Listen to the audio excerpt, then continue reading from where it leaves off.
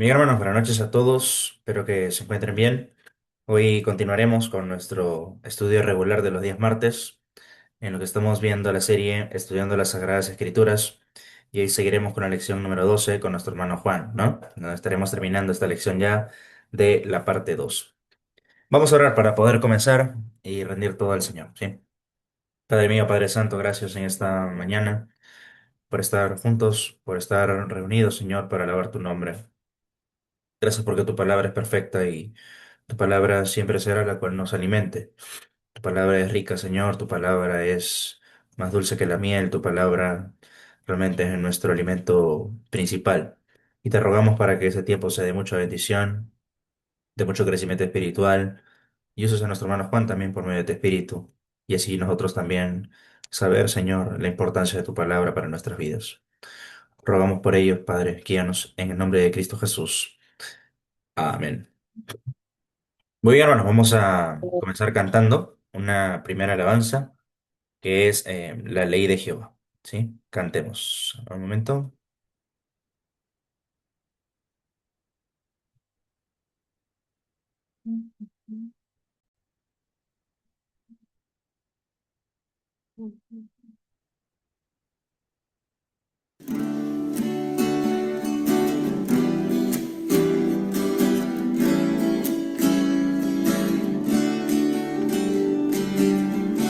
La ley de Jehová es perfecta, que convierte el alma. El testimonio de Jehová es fiel, que hace sabio al sencillo. Deseable son más que el oro y más que mucho oro afinado, y dulces más que la miel que destila del panal. Deseables son más que el oro y más que mucho oro afinado, y dulces más que la miel que destila del panal. Los mandamientos de Jehová son rectos, que alegran el corazón. El precepto de Jehová es puro, que alumna los ojos.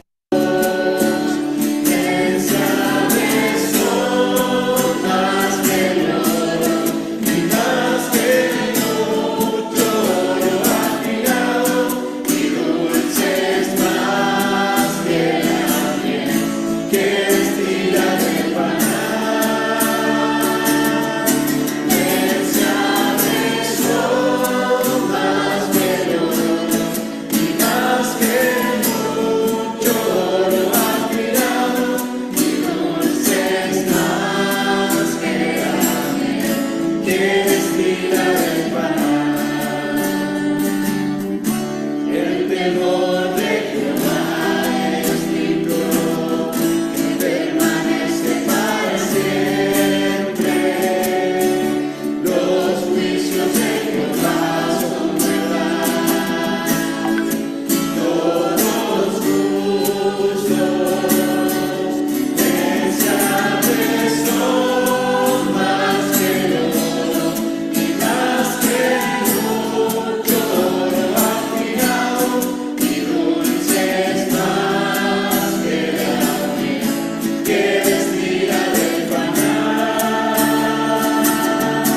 Deseables son más que el oro y más que mucho oro afinado, y dulces más que la miel que destila del panal.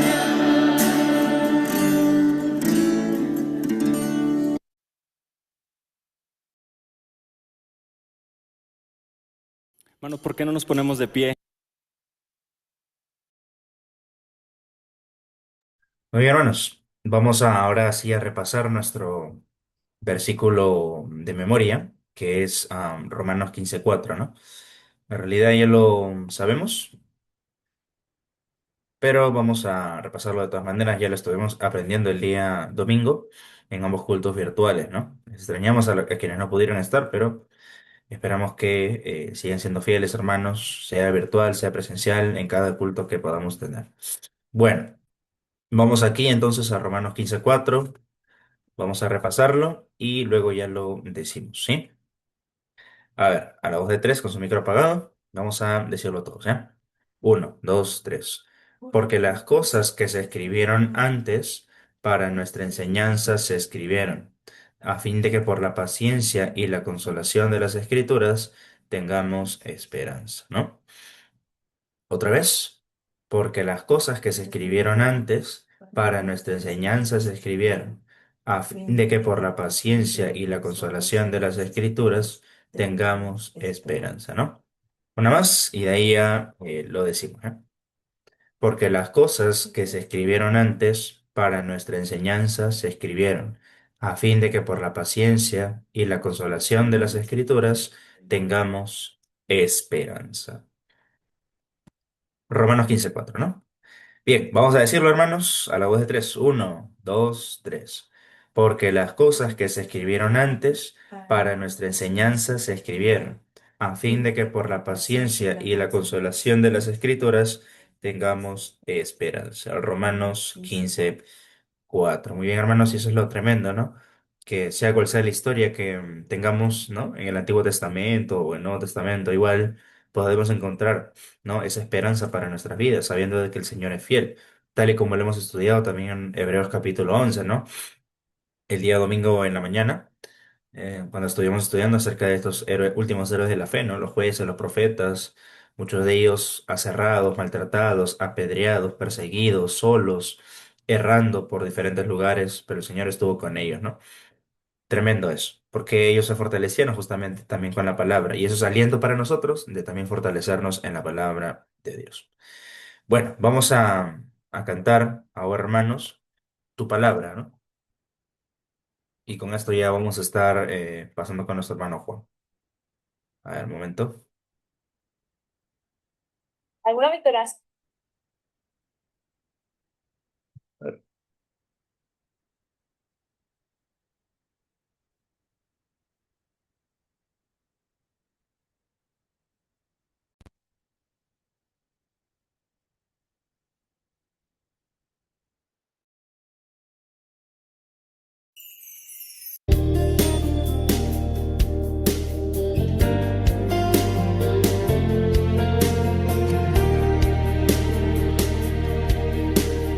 Tu palabra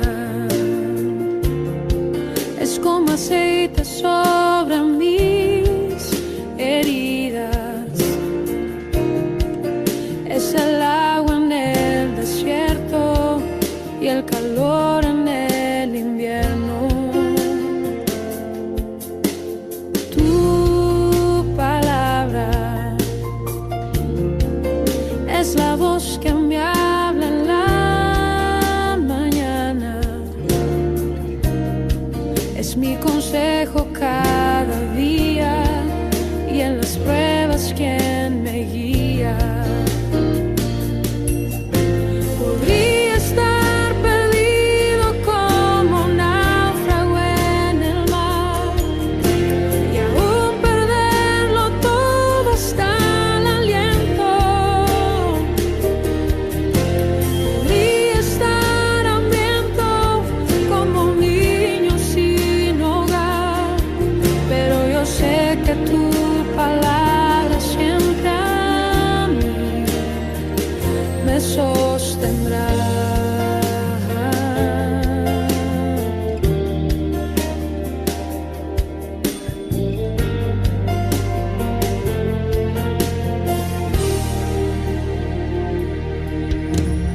Tu palabra es como dulce miel para mis labios, es la perfecta melodía que me deleita cada día.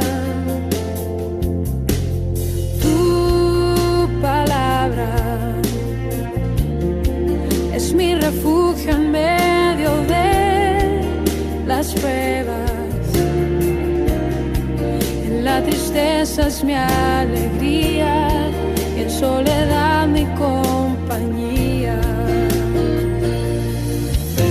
Podría estar perdido como un náufrago en el mar y aún perderlo todo hasta el aliento.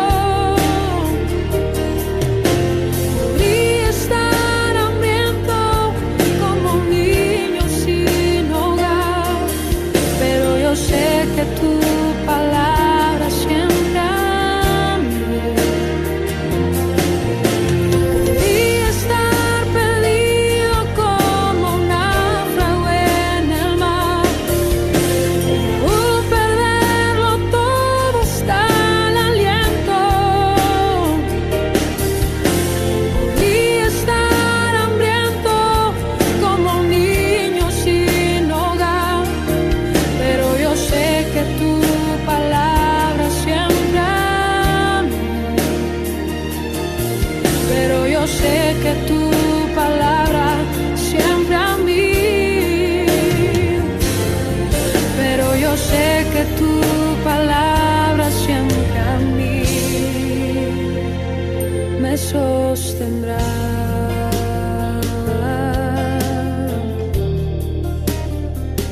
Tu palabra, Señor,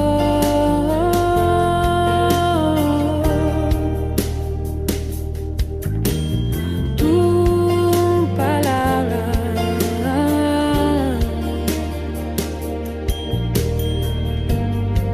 siempre me sostendrá.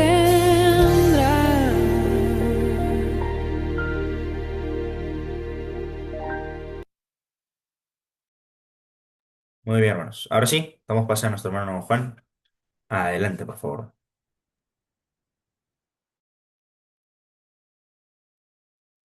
Bien, hermanos, buenas noches. Vamos a empezar a partir de allá.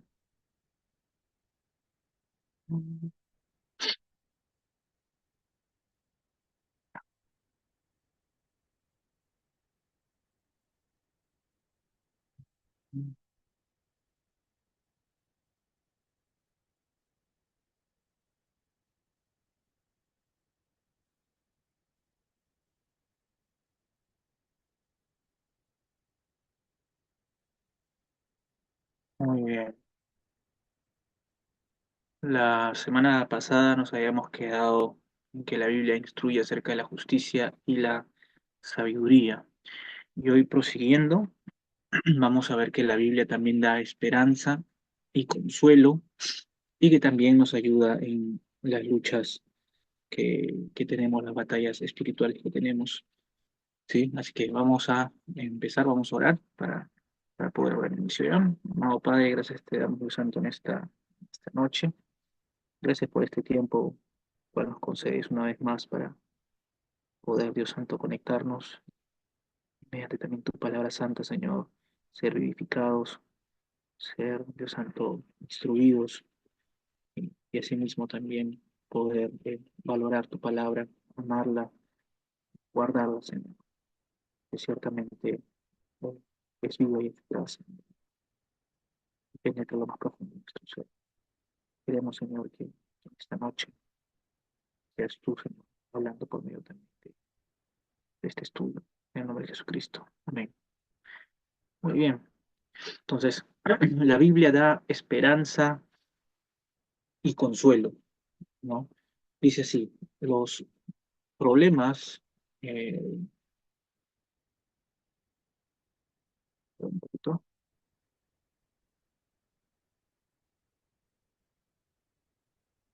ya. Los problemas y las pruebas no desaparecen simplemente porque los hayamos convertido en cristianos, ¿no? Ciertamente eso no ocurre. Eh, los únicos que enseñan eso son aquellas, esas eh, eh, falsas iglesias que enseñan el Evangelio de la Prosperidad, ¿no? Pero ciertamente Jesús enseñó que en este mundo tendríamos aflicción, ¿no? En tiempos difíciles, necesitamos una esperanza y un consuelo que sean seguros. Y en la Biblia, hermanos, tenemos innumerables promesas, cada una de ellas diseñadas para animarnos a seguir al Dios en el cual hemos creído con toda confianza, sin ningún temor, sin ningún miedo.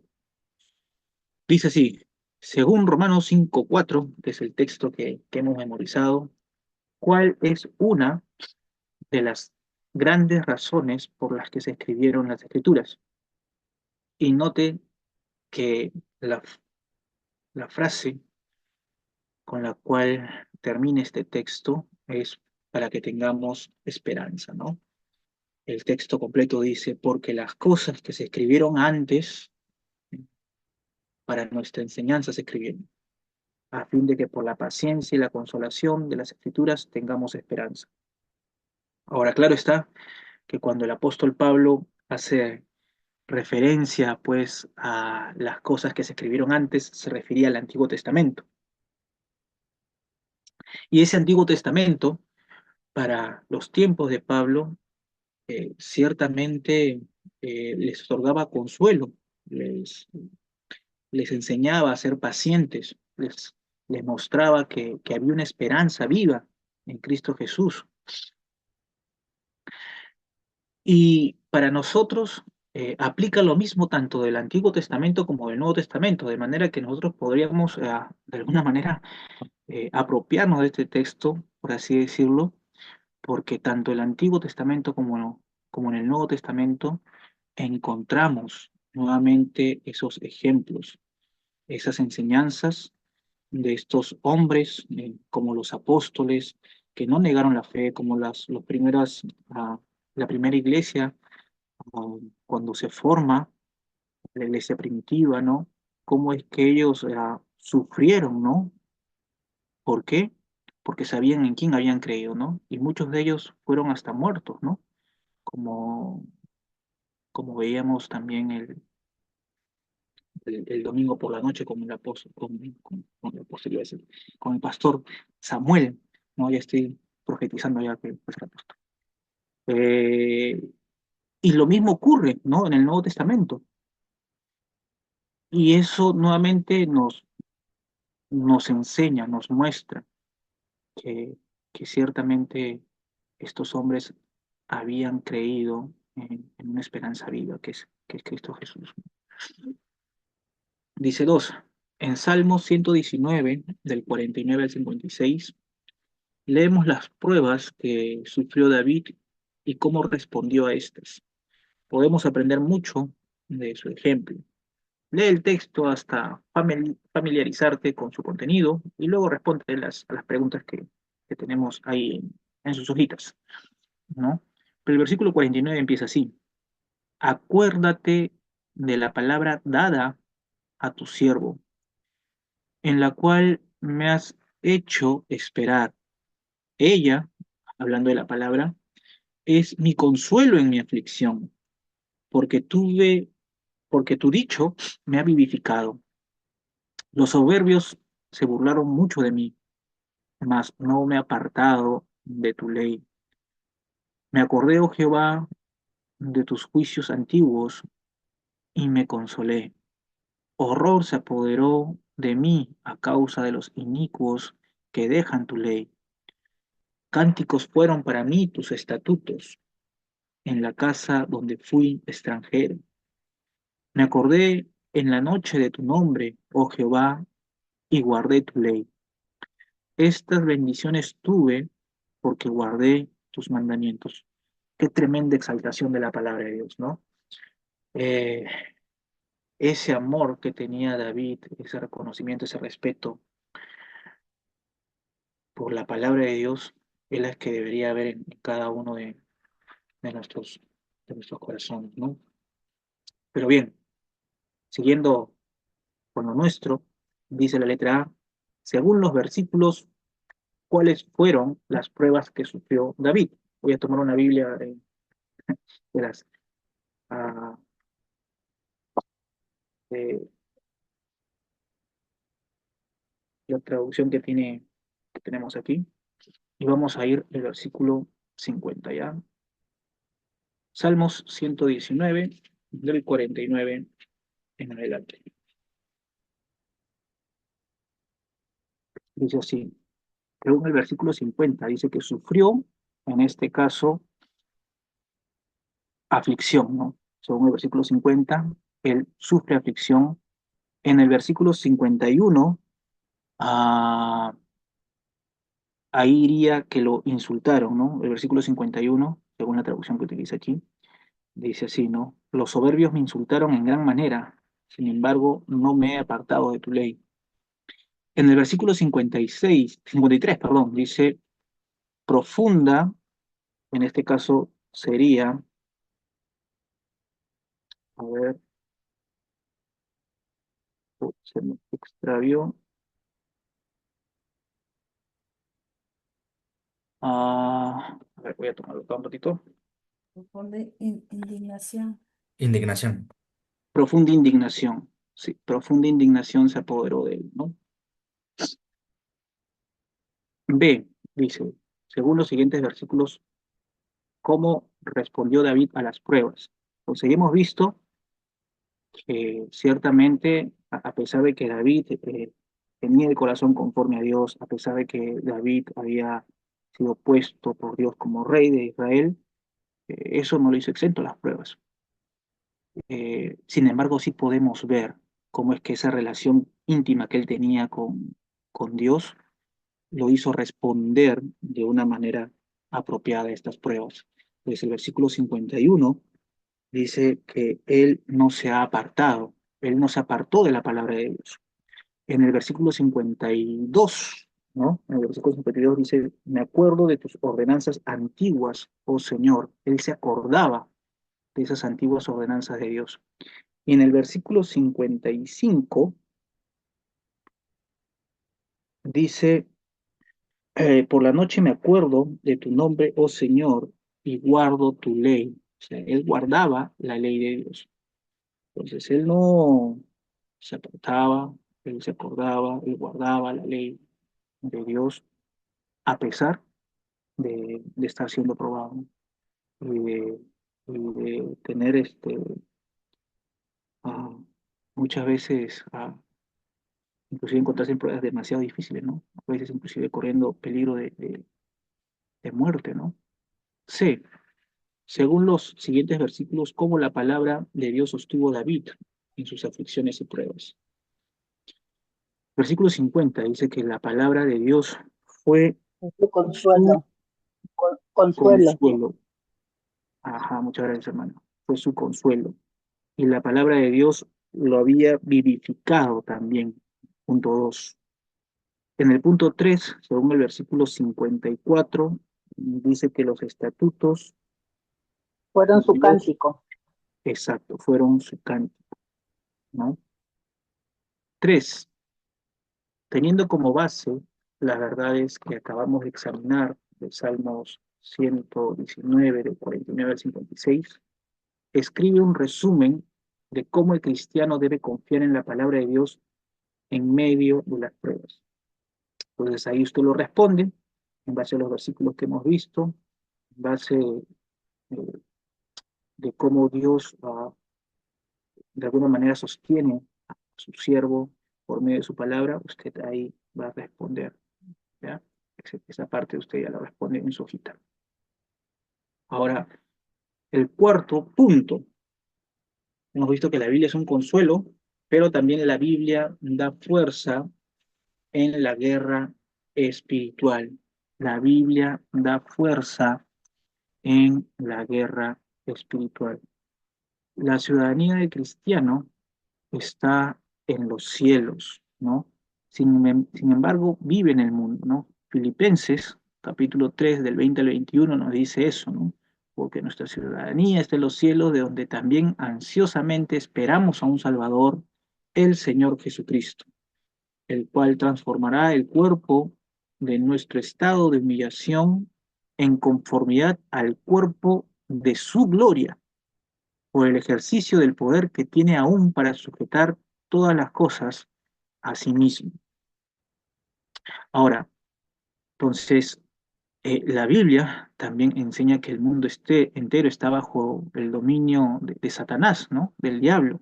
En 2 Corintios 4:4 nos dice, en los cuales el Dios de este mundo, ¿no? Ha cegado el entendimiento de los incrédulos para que no vean el resplandor del Evangelio, de la gloria de Cristo, que es la imagen de Dios.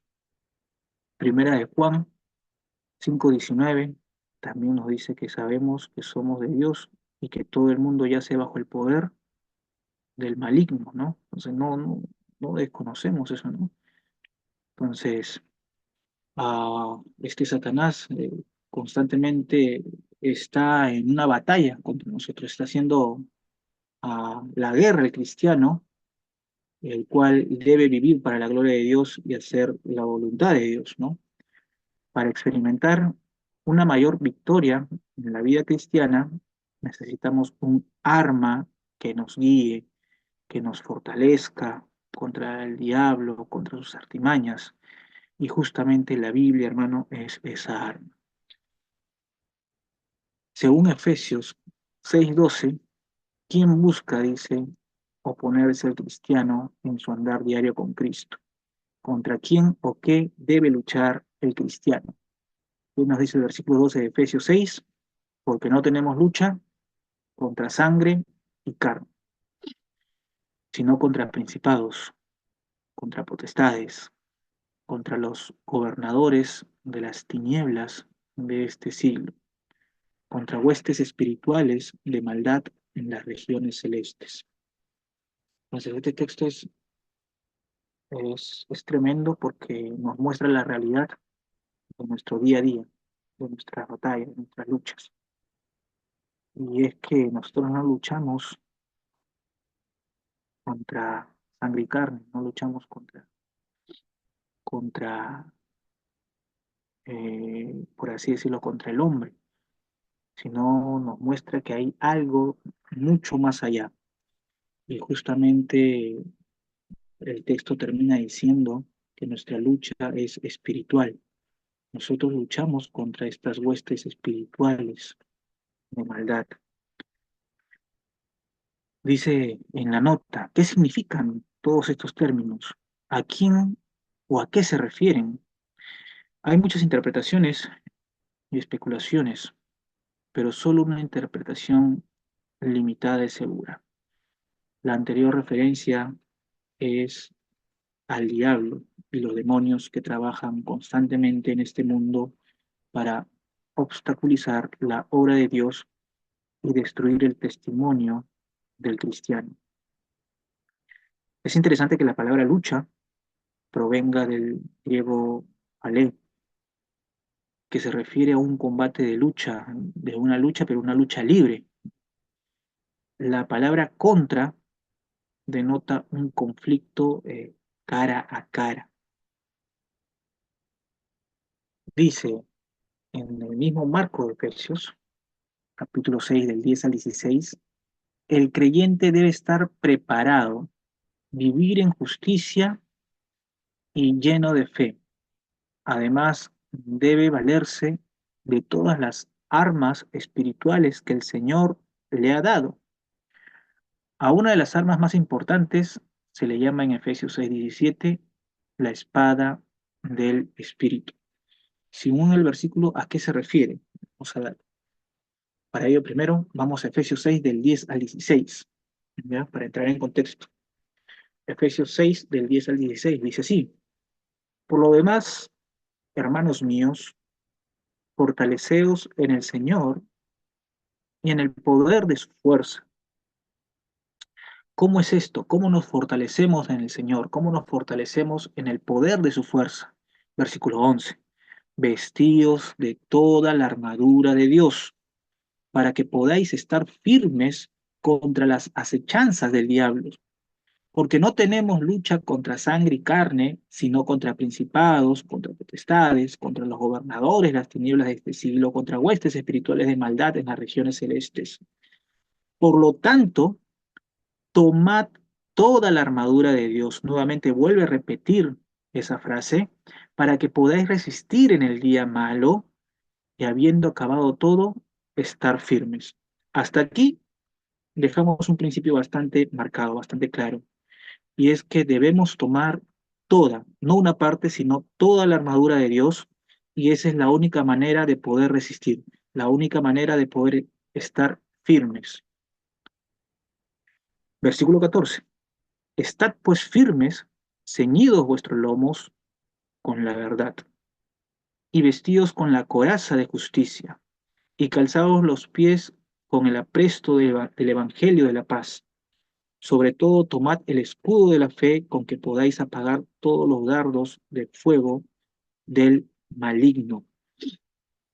Y luego, el versículo 17 va a decir, y tomad el yelmo de la salvación y la espada del Espíritu, que es la palabra de Dios. Entonces, ¿cuál es la espada del Espíritu?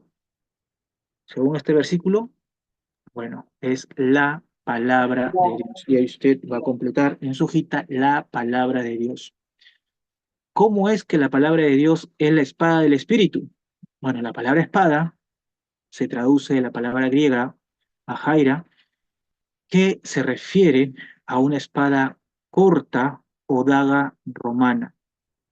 Se utilizaba principalmente como un arma defensiva. El sustantivo palabra proviene del vocablo griego rema, que significa lo que se habla, una declaración, mensaje o palabra. Las escrituras son sopladas por Dios, eso lo vemos en 2 Timoteo 3:16, y toda palabra sale de la boca de Dios, eso nos dice Mateo 4:4.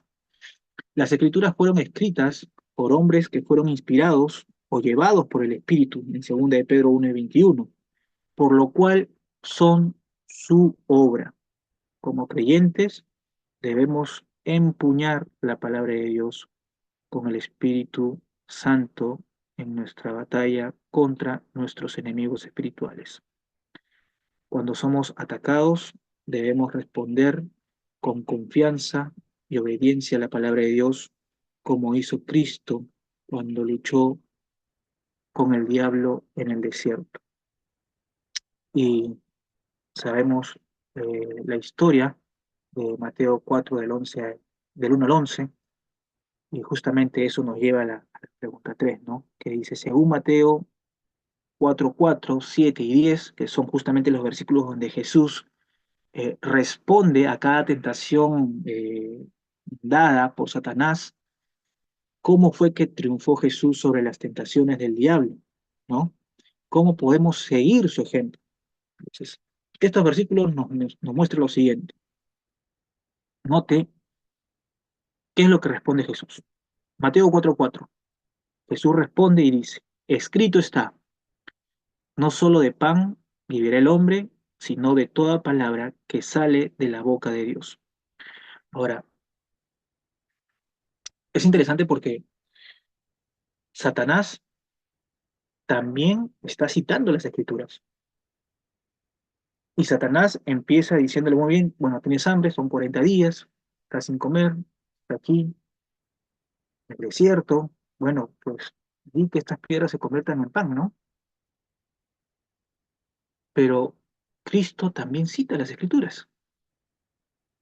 Versículo 7, nuevamente Jesús le dice, escrito está también, no tentarás al Señor tu Dios. Y en el versículo 10, entonces Jesús le dijo, vete, Satanás, porque escrito está, al Señor tu Dios adorarás y a Él solo servirás. Entonces, vemos claramente que Jesús utiliza las escrituras, pero no solamente las utiliza, sino que también las obedece. Y es justamente lo que dice la nota, ¿no? Es crucial entender que el Señor venció al diablo, no solamente citando la palabra de Dios, sino obedeciéndola. Del mismo modo, nosotros no debemos limitarnos a citar las escrituras cuando luchamos con la tentación, sino que debemos creerlas y obedecerlas. Y esto es muy importante, hermano, porque ocurre muchas veces que no hay una relación entre lo que el cristiano profesa y lo que el cristiano hace. Y no debe ser así, porque si el cristiano, el creyente, ah, es dominado por la palabra de Dios, es llenado por la palabra de Dios, entonces yo solamente no la voy a creer, sino que la voy a obedecer. No solamente tendré un conocimiento intelectual para citar la palabra de Dios, sino que me someteré a la palabra de Dios por provenir justamente de Dios mismo. 4. Según 1 de Juan 2:14, ¿por qué los jóvenes a los que Juan escribía eran capaces de vencer al maligno? En Juan capítulo 2, versículo 14, 1 de Juan dice, os he escrito a vosotros padres porque habéis conocido al que es desde el principio. ¿Quién es el que es desde el principio? Cristo. Os he escrito a vosotros jóvenes porque sois fuertes y la palabra de Dios permanece en vosotros y habéis vencido al maligno. Entonces, ellos eran fuertes, ellos eran capaces de vencer al maligno porque la palabra de Dios hermano. permanecía en ellos. Y esta palabra permanece proviene de la palabra griega meno, que significa morar, quedarse, alojarse o residir. Entonces, no era simplemente que la palabra estuviera un momento en ellos, sino que ya moraba en ellos. Había hecho de ellos su hogar, se había alojado en ellos. Estos jóvenes eran fuertes porque hicieron su hogar en la palabra de Dios, habían interiorizado la palabra de Dios y vivían en obediencia a ella, dependían de la palabra en medio de la tentación. Y nosotros, hermanos, somos llamados a seguir su ejemplo. Y con esto hemos terminado esta parte, este estudio, y ahora sí vamos a pase a la serie de las preguntas, alguna participación, algún comentario, tal vez algo que quieran compartir.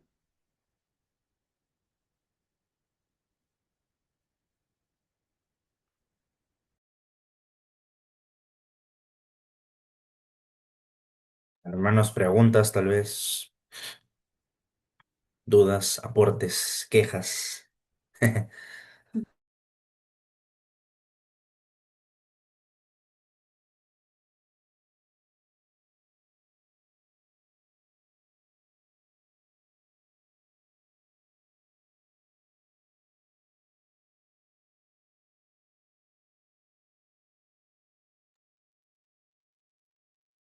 Bien, si no hay preguntas, entonces todo quedó claro.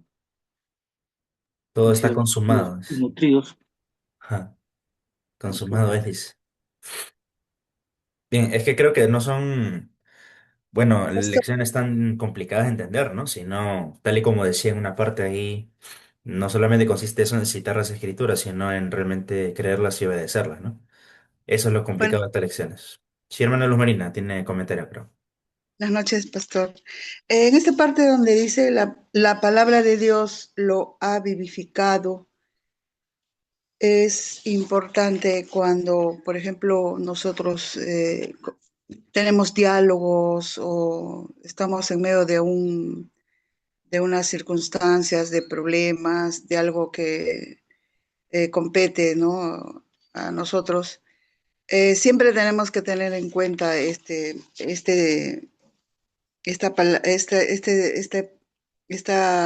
párrafo o esta parte donde dice que nos ha vivificado, tenemos que tener en cuenta muchas veces, ¿por qué? Porque a veces algunos no somos vivificados, no entendemos esa palabra vivificar, ¿no? Simplemente seguimos arrastrando al viejo hombre muchas veces, entonces debemos explicar bien qué es la palabra de Dios lo ha vivificado, o sea, siempre lo mantiene mm, mm, renovado, ¿no? ¿Podría ser así? Dígame, pastor. Juan,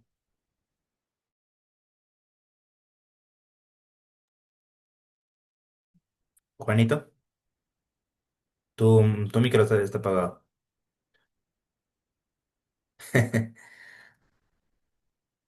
Ahora sí, Ajá. ya estoy. Esta palabra que encontramos en el Salmo 119:50, donde David dice, haciendo referencia a la palabra, ella es mi consuelo, mi aflicción, porque tu dicho me ha vivificado, dice, ¿no? Y significa justamente eso, ¿no? Vivir, estar vivo, haber sido salvado, ¿no? Preservado también, ¿no? Y es lo que ocurre, lo que encontramos, porque a través de la palabra de Dios, hermanos, es que nosotros somos salvos. No hay salvación sin predicación de la palabra. Pero aún más allá de eso, siendo ya nosotros salvos, encontramos ánimo, recobramos fuerzas por medio de la palabra de Dios. Eh, y eso es importante entender, ¿no?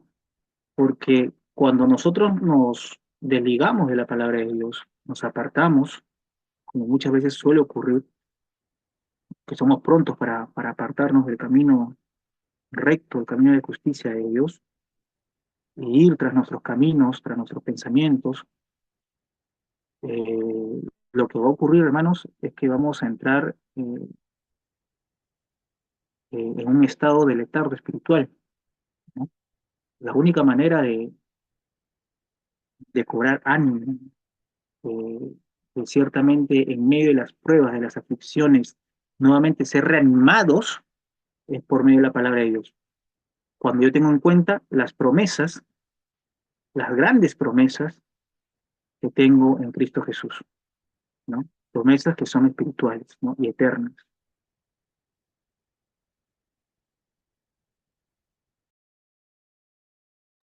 Gracias, hermano Juan. Muchas gracias.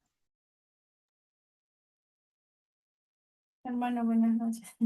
Hermano, una pregunta, acerca de las luchas espirituales, obviamente cualquier prueba, lucha o cualquier cosa, enfermedad, no sé, siempre debemos acudir a la palabra de Dios, ¿no? Pero muchas veces confundimos tal vez que, o sea, todas las cosas que nos pasan son luchas espirituales, a veces también son consecuencias de nuestros actos, ¿no? De nuestra desobediencia, tal vez, de no seguir una vida ordenada. Entonces, en este caso, la, eh, por así decir, la palabra de Dios, tal vez no lo estamos usando correctamente, ¿no? O sea, o sea, no todas las cosas, las pruebas, no sé, por ejemplo, alguna enfermedad o algo, son luchas espirituales, ¿cierto? Porque ahí dice, obviamente hablaba de las luchas espirituales que tenemos, ¿no? Y que debemos vencer, o siempre está la palabra de Dios que nos va a ayudar, pero no todas son las cosas que nos pasan, o cómo poder distinguir qué son luchas espirituales y qué son, Consecuencias. consecuencias de nuestros Pecados. actos, o nuestros pecados, no sé, o de algunas cosas desordenadas que muchas veces hacemos o vivimos. Sí, definitivamente. Hay veces que podemos estar siendo probados, ¿no? Y por prueba, llámese cualquier circunstancia difícil, penosa, triste, que tal vez cause cierto desaliento en nosotros, eh, pero que es ajena a pecado nuestro, es ajena a, a yo haberme apartado de los caminos de Dios o de repente, no lo sé, ¿no? de repente hablar mal de algún hermano, de repente ofender a alguien, o ir en contra de los principios que Dios nos ha establecido y de lo que entendemos que debe ser la conducta del creyente. Entonces, ¿existen pruebas? Claro que sí. Pueden venir pruebas, llámense salud, eh, de repente algún familiar que fallezca, ah, no lo sé, la pérdida de algún trabajo, ¿no? Siempre y cuando no haya sido de repente porque cometí algo malo, ¿no? Pero si hubo involucrado algo malo que yo hice, de repente para que yo perdiera mi trabajo, o de repente para que me enfermara, ¿no? Eh, Entonces ahí estamos hablando de consecuencias del pecado. Claro que sí, ¿no? Entonces sí debemos distinguir cuándo es que yo estoy cediendo a mi propia naturaleza pecaminosa, ¿no? Y que por ende eh, estoy cosechando lo que he sembrado. Y cuándo es que eh, simplemente estoy siendo probado, ¿no? Y sabemos sí que Dios perfecciona también al creyente por medio de las pruebas. Ahora, y esto también es interesante porque no lo hemos visto en la lección, pero tenemos que ser cuidadosos porque es cierto que tenemos lucha contra, nuevamente, contra eh, todas estas entes, estos entes espirituales, ¿no? Satanás y sus demonios, que si usted se da cuenta, la manera como lo hemos leído y lo presenta Pablo en el libro de Efesios, nos muestra como que ellos, tal cual como Dios tiene un orden de jerarquía, sabemos que están los querubines, los ángeles, los arcángeles, ¿no? De igual manera, ¿no? Satanás parece que también tiene, pues, todo un ejército bastante bien organizado, ¿no? Y lo que tenemos que entender, y lo interesante, es de que si bien es cierto, muchas veces yo puedo estar siendo atacado, ¿no? Por Satanás, tenemos lucha nuevamente contra estos principados en las regiones celestes, ¿no? También muchas veces soy tentado por mí mismo.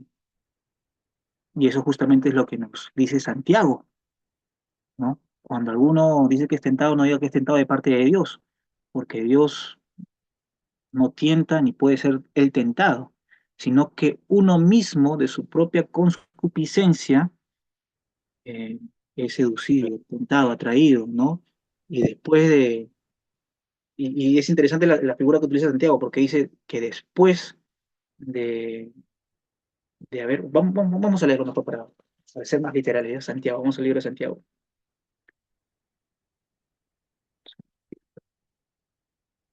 Santiago capítulo 1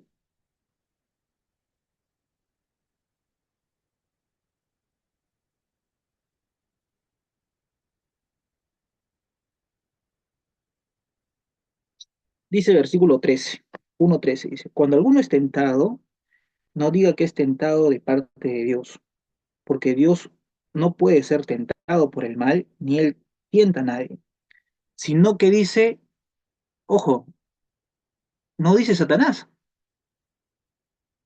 dice cada uno, cada uno es tentado cuando de su propia concupiscencia es atraído y seducido. Entonces la concupiscencia, después que ha concebido, da a luz el pecado, y el pecado siendo consumado, da a luz la muerte. Y lo interesante es que utiliza la figura de de un niño recién nacido, que está siendo formado, está siendo, ¿no? Eh, está tomando forma dentro de un vientre. Santiago dice, así es tu pecado. ¿Por qué? Porque tenemos que entender que nosotros tenemos una naturaleza pecaminosa. Y que si yo no me agarro a la palabra de Dios, hermano, voy a terminar pecando. Si yo no paso tiempo con la palabra de Dios todos los días, si yo no oro a Dios, si yo me desvinculo de la palabra de Dios, voy a ser presa fácil de Satanás, pero sobre todo de mí mismo. Había una canción que antes entonábamos mucho en Ebenezer, ¿no? Eh, y decía, tu enemigo eres tú mismo, algo así decía la canción. No recuerdo ahorita, estoy tratando de recordar hasta cómo era la melodía, pero algo así decía esta canción, ¿no? Pelea, ya recuerdo ya. Pelea esta guerra, dice, ¿no? Porque la calle está llena de enemigos, ¿no? Pero hay una parte en la que dice, tu enemigo eres tú mismo. Hermanos, tenemos que ser conscientes de eso, porque si yo no soy consciente de que mi principal enemigo no es Satanás, sino que soy yo mismo, puedo albergar orgullo, creerme más, ¿no? Ah, bueno, yo no necesito de nadie más, sino que yo soy lo máximo, ¿no? Conozco mucho la palabra de Dios, pero claro, la conozco, pero no la pongo en práctica. Y eso puede traer consigo el pecado, ¿no? Entonces sí, a veces uno es tentado por Satanás, pero a veces también uno mismo provoca sus tentaciones. A veces uno puede ser probado, sí, eh, y pasar por pruebas que tienen como, como objetivo, ¿no? El que seamos probados y que nuestra fe sea probada y podamos salir como el oro, ¿no?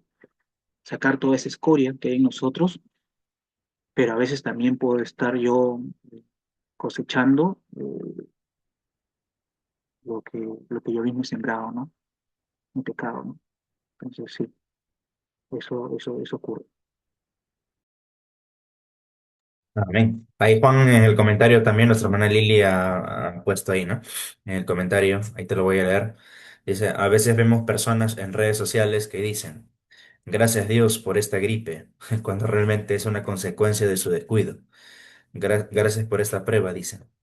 A ver qué se puede comentar sobre ese, porque dicen, ¿no? Gracias a Dios por esta gripe, cuando realmente es una consecuencia de su descuido.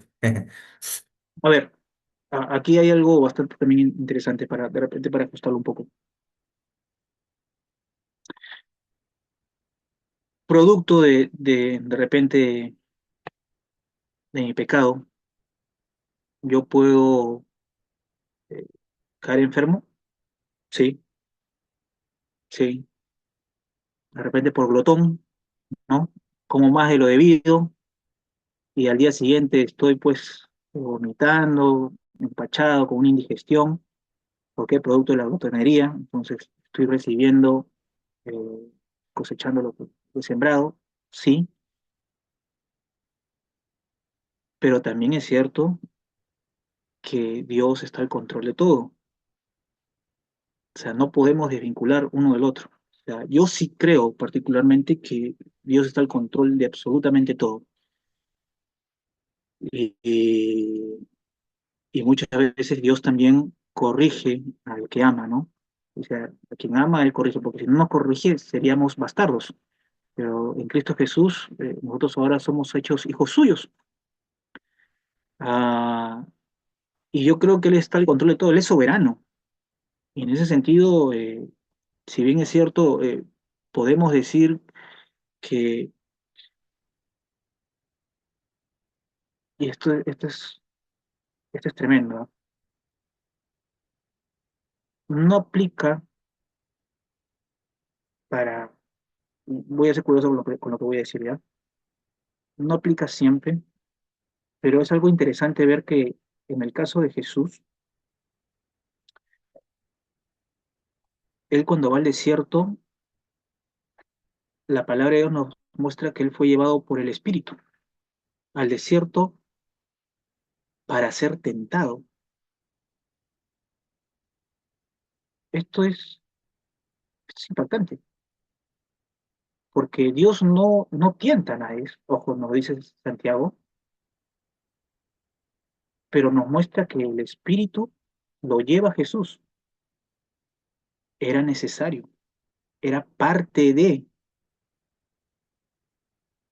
y muchas veces nosotros también estamos siendo tentados y Dios no nos tienta, pero Él permite. Recordemos a Satanás cuando él está delante de Dios, ¿no? En Job, ¿no? Él se presenta delante de Dios. ¿Dónde has estado? De recorrer el mundo, ¿no? ¿No has considerado a mi siervo Job? No, pero quítale todo, ¿no? Quítale todo, a ver si te va a seguir adorando, si va a seguir así contigo, ¿no? Quítale todo lo que tienes porque lo has bendecido, porque tú le has dado todo lo que tiene. Por eso es que, pero quítale todo. Y Dios permite. Muy bien. Y tocó a sus hijos. Le quitó absolutamente todo. ¿Dios lo hizo? No, Dios no lo hizo. Dios permitió.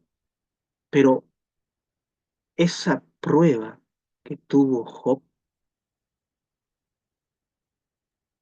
permitió que él lo pueda conocer íntimamente a Dios. Él termina diciendo, yo solamente había escuchado de ti a oídas nada más, ¿no? A oídas nada más. Pero después de lo que ocurre, él tuvo un encuentro íntimo, un encuentro personal con Dios. Y, y aunque uno puede decir, pero qué malo Dios, ¿no? Permitir que pierda a sus hijos, que pierda todo, era necesario, pero muchas veces Dios va a utilizar situaciones difíciles con nosotros. Job comienza en una parte a hacer muchas preguntas a Dios, ¿no? Y lo interesante es que Dios no le da respuesta. Él no obtiene una respuesta a sus preguntas. Él lo que obtiene es a Dios mismo, ¿no? Entonces no mires las pruebas, mírame a mí, dice Dios, mírame a mí, ¿no? Y eso es lo que ocurre. Ujú. Sí, completamente de acuerdo también con lo que dice nuestro hermano Juan. Eh, claro, muchas veces hay consecuencias, ¿no? De ser descuidados, pero también hay que entender de que Dios es soberano. Por eso es de que, bueno, hay algunos versículos, ¿no? Que nos hablan de eso. Por ejemplo, Primera de Tesalonicenses capítulo 5 nos habla de dar, orad sin cesar. También dice, dad gracias a Dios en todo, porque esta es la voluntad de Dios para con vosotros en Cristo Jesús, ¿no? En todo es en todo. En cualquier situación hay que dar gracias a Dios también, ¿no? Por lo bueno, por lo malo. En Efesios capítulo 5 también se habla de dar gracias por todo, ¿no? Por todo y en todo. ¿Cuál es la diferencia por todo? Que por todo es de manera específica, ¿no? Gracias Dios, ¿no? O sea, por lo bueno y por lo malo. Gracias por la casa, gracias por la salvación, gracias por mi esposa, gracias aún, ¿no? Por esta prueba que estoy pasando, ¿no? Y en todo vendría a ser en cualquier situación que yo pueda estar pasando, ¿no? Ahora también hay que tener cuidado en la consejería, porque hay unos que dicen, no, es que tú fornicaste, pero todo te va a ayudar para bien. A veces se sacado de contexto también ese versículo, hermanos, hay que tener mucho cuidado, ¿no? Ese versículo de Romanos capítulo 8 verso 28, porque ahí no se dice de que a cualquier persona y en cualquier pecado todo te va a ayudar para bien. Eso está mal. También, y ahí podemos estar también nosotros aconsejando mal o diciéndole a una persona algo incorrecto. Ya si una persona ha adulterado, ha fornicado, ha mentido, ha chismeado, ha acusado falsamente a alguien de la iglesia, ha denunciado, obviamente eso no ayuda bien, ¿no? Porque claramente eso se está solamente afirmando al principio del versículo, dice, ¿no? A los que aman a Dios, todas las cosas les ayudan a bien. Entonces, tú no le puedes decir a alguien que no lee su Biblia, que no ama a Dios, que una situación de pecado le va a ayudar a bien. No podemos decir eso, ¿no? Al contrario, le estaríamos haciendo un daño, porque estaríamos reforzando una conducta pecaminosa, ¿no? Pero si una persona obviamente ama a Dios, se esfuerza, lee su Biblia, está congregando, está sirviendo, está ofrendando, ¿no? Y pasa situaciones, obviamente podemos fortalecerle con estas palabras, ¿no? Que todas las cosas también le van a ayudar a bien. Y luego tenemos que seguir leyendo, ¿no? Porque la cuestión es de que Dios nos predestinó a todos nosotros, a los que estamos en Cristo, para ser conformados a su imagen. Ese es el propósito final que tiene Dios, ¿verdad? que por medio de las cosas que pasamos, por las cosas que experimentamos, podamos ser fortalecidos y al final de cuentas podernos parecer un poquito más a Cristo. Claro, no lo llegaremos a hacer completamente aquí en la tierra, ¿no? Pero allá en la eternidad sí, obviamente seremos semejantes más aún a Cristo Jesús, seremos como Él es y le veremos tal y como Él es también. Así que hermanos, hay que seguirnos fortaleciendo en el Señor, agradecer a Dios por toda situación, pero también ser conscientes que cuando yo peco de manera deliberada y hay consecuencias de mi pecado, obviamente eso no me ha ayudado para bien, sino para mal. Y no es porque Dios sea malo, sino porque yo he decidido hacerlo mal. Tal y como, bueno, varias veces lo he dicho, creo, en las prédicas, pero mi abuelita siempre me dice algo, ¿no? Y a veces me lo repite. Y ella me dice, ¿no? Tú puedes escoger tu pecado, pero no puedes escoger tu consecuencia, ¿no? La consecuencia del pecado. Eso es cierto. Tú puedes escoger qué pecado hacer, pero en realidad no puedes escoger qué consecuencia te va a venir. Y eso me hace recordar también a Primera de Corintios capítulo 6, ¿no? Creo que es verso 12 por ahí, donde dice que todo me es lícito, pero no todo me conviene, ¿no? O sea, todo me es lícito, pero no todo me edifica tampoco. O sea, yo le decía eso también a los jóvenes la vez pasada en la reunión. Tú puedes hacer lo que quieras, sí, pero al final de cuentas, ten en cuenta de que vas a salir embarazada o de que, ¿no? Puedes adquirir alguna enfermedad, pero no es la voluntad de Dios. La voluntad de Dios, como dice después en 1 Corintios 6, es huir de la fornicación, ¿no? Que vivamos de una manera santa, de una manera pura, de una manera que le glorifique, ¿no? Muy bien, hermano, gracias por sus preguntas y comentarios. Hermana Patricia, creo que también tenía un comentario. Hermano, buenas noches. Más que una pregunta, es una reflexión, ¿no? Sobre las pruebas, ¿no? Que nosotros como cristianos pasamos, ¿no? Día a día. En ello debemos de confiar en su palabra, ¿no? El cristiano encuentra en la palabra de Dios un ancla firme, ¿no? En medio de las dificultades. Cuando uno se siente olvidado, recordar, ¿no? Sus promesas, ¿no? Cuando enfrentas una angustia, aferrarse, ¿no? A los mandamientos divinos. En cada prueba confía en su fidelidad, porque su palabra da consuelo, ¿no? La palabra se convierte en un refugio y fuente de gozo, aún en las noches más difíciles, ¿no? Esa era mi participación.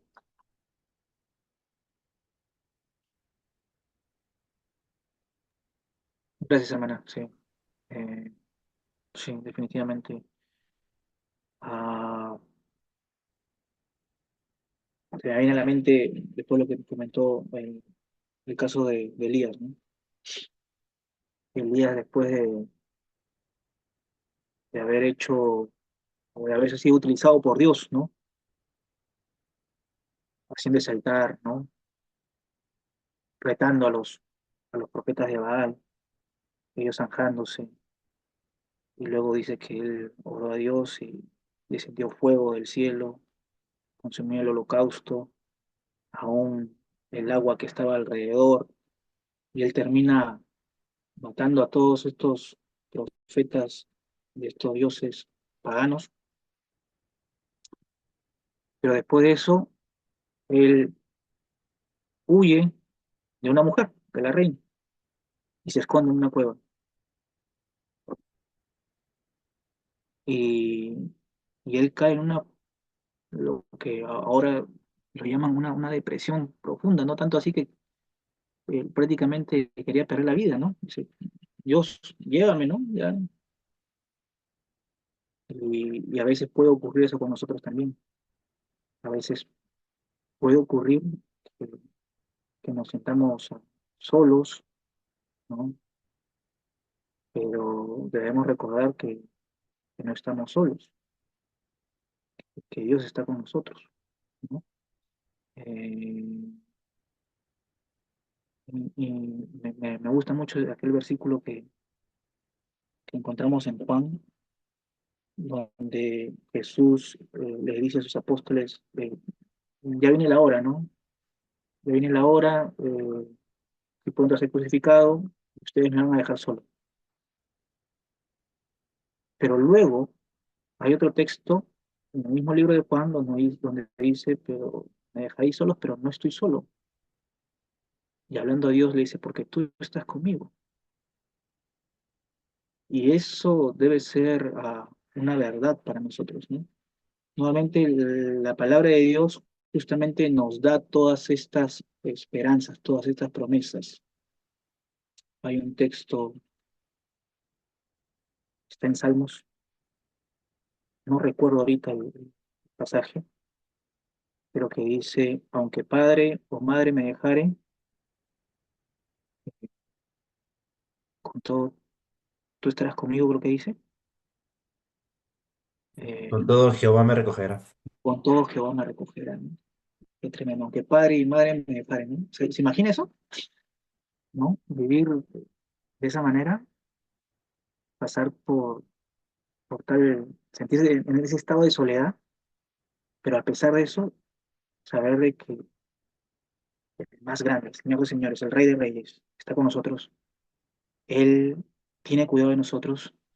Él es nuestro buen pastor. Él es el que, como dijo Jesús, su vida da por las ovejas. Hermano, eso debe, debe a nosotros animarlos, también hacernos sentir gozosos, ¿no? Bien sea la prueba en la que estemos, esa es una de las promesas más tremendas, más hermosas que tenemos. Amén. Gracias, Juanito. Y seguirnos animando, ¿no? Porque había una parte ahí de que en la lección hablaba de no solamente citar escrituras, sino de poder hacer y guardar las escrituras, ¿no? Y eso animarles, hermanos, a poder seguir memorizando la palabra cada semana, ¿no? En cada versículo que podamos memorizar y procurar ver su significado. Recordemos de que lo que hemos memorizado en Romanos 15:4 es que la palabra nos va a dar esa esperanza, ese consuelo, esa paciencia que necesitamos, pero no solamente lo veamos de manera individual, ¿no? También veámoslo de manera colectiva, porque Pablo también dice algo interesante en 2 de Corintios 1, que es que así como hemos sido consolados por el Señor, ahora nosotros también participamos de esa consolación, porque cuando vamos madurando, ya no solamente pensamos de manera personal, ¿no? Sino de compartir, porque si el Señor me ha consolado a mí, si me ha dado esperanza a mí, si me ha dado paciencia a mí, ahora el Señor me fortalece con su palabra para poder compartirlo también con otros, ¿no? Y eso es a lo que habla justamente Colosenses 3:16, ¿no? Que la palabra de Cristo mora en abundancia en vosotros, y después dice también enseñándoos y exhortándoos unos a otros en toda sabiduría. O sea, el hecho de albergar la palabra en nuestra mente y en nuestro corazón y ese consuelo que nos trae nos debería también impulsar a poder pensar en los demás, ¿no? A poder animarnos unos a otros en ese aspecto. Y hermanos, vamos a orar entonces y con eso estamos terminando. Si no hay otro comentario por ahí, aporte o duda. Muy bien, vamos a orar entonces. Señor, gracias en esta noche porque tú has brindado consuelo y esperanza y ánimo a nuestro corazón. Gracias por haber utilizado a nuestro hermano Juan, porque, oh Padre, tú nos das esa sabiduría que necesitamos para comprenderla y aplicarla a nuestras vidas. Perdónanos porque muchas veces en las pruebas nos desanimamos, nos angustiamos, nos apartamos o buscamos, Señor, atajos en vez de recurrir a tu bendita palabra, la cual es la que nos va a brindar esperanza en medio de las pruebas. Gracias por lo que nos has hecho recordar hoy, ah, y que realmente podamos esforzarnos, Señor, en seguir estudiando tu palabra, en memorizarla, en estudiarla y también poderla compartir al final de cuentas con otros, porque otras personas no la conocen y necesitamos ser facilitadores de ella. Pedimos por esto, Señor, en el nombre de Cristo Jesús. Amén.